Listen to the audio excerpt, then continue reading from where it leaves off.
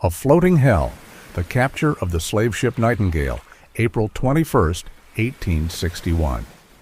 The year was 1861, and while the United States stood on the brink of civil war far off the coast of West Africa, the American warship USS Saratoga stalked a very different enemy, an American-built clipper ship turned illegal slave trader, the Nightingale. Despite the outlawing of the transatlantic slave trade by the U.S. in 1808 and a death penalty law passed in 1820 treating it as piracy, the trade persisted in the shadows. Profits were staggering, the risk was constant, and for some, the human cost was irrelevant.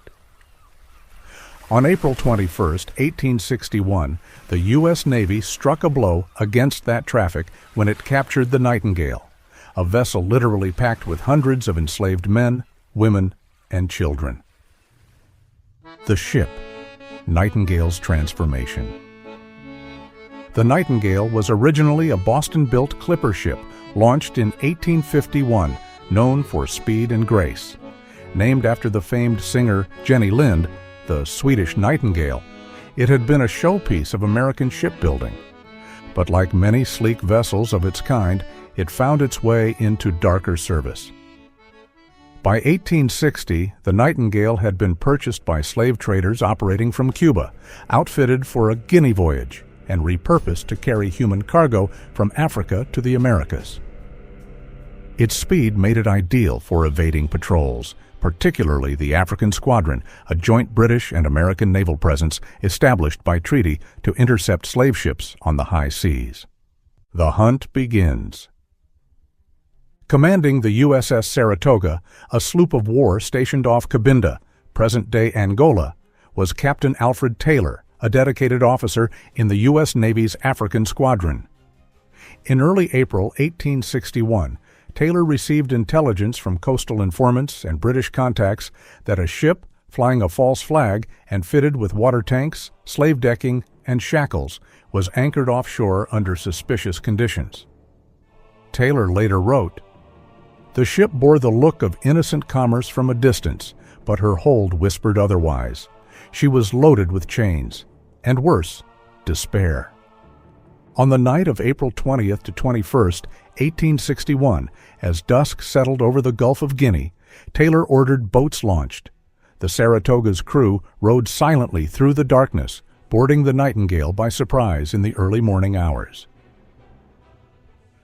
The capture, horror below decks.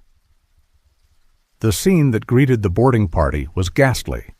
Below decks, 961 African captives were crammed together, some standing, some sitting, many already ill or near death. They were naked, chained, and terrified, most kidnapped from interior regions and sold into bondage by coastal slavers.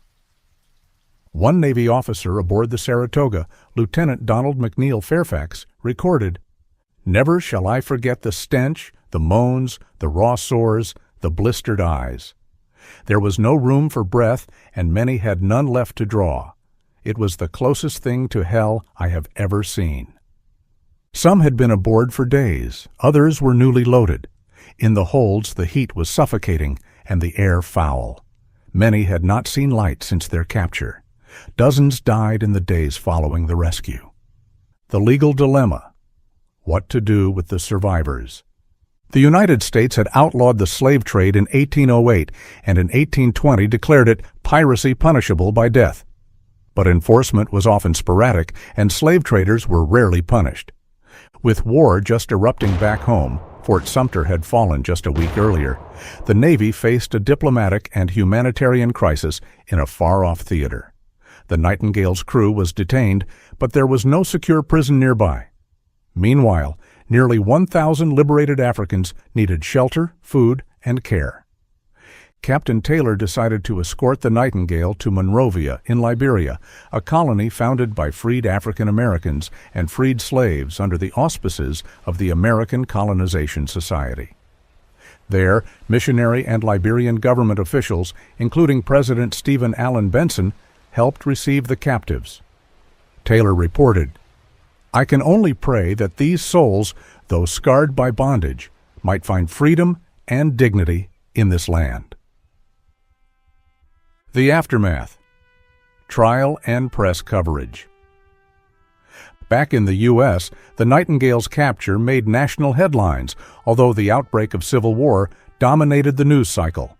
Northern abolitionist papers hailed it as a rare victory for morality and justice. The New York Times wrote, "While our nation convulses with rebellion, let it be remembered that her sailors still strike at the slave trade, a curse as vile as any that afflicts this republic." The captured slavers faced trial, though, as with many such cases, convictions were rare. The problem lay in the difficulty of proving intent, since many slave ships flew false papers and foreign flags and often dumped incriminating evidence overboard. Nonetheless, the Navy's actions were praised, and Taylor was commended by the Navy Department. The capture of the Nightingale marked one of the final large-scale slave ship seizures by the U.S. Navy. By 1865, the Union's victory and the 13th Amendment formally ended slavery on U.S. soil. The ship itself was repurposed by the Union Navy and served briefly as a supply ship during the Civil War. The Africans rescued aboard the Nightingale vanished into the shadows of history. Some likely settled in Liberia.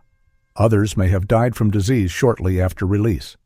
But for those who survived, the daring raid on a moonlit sea changed everything.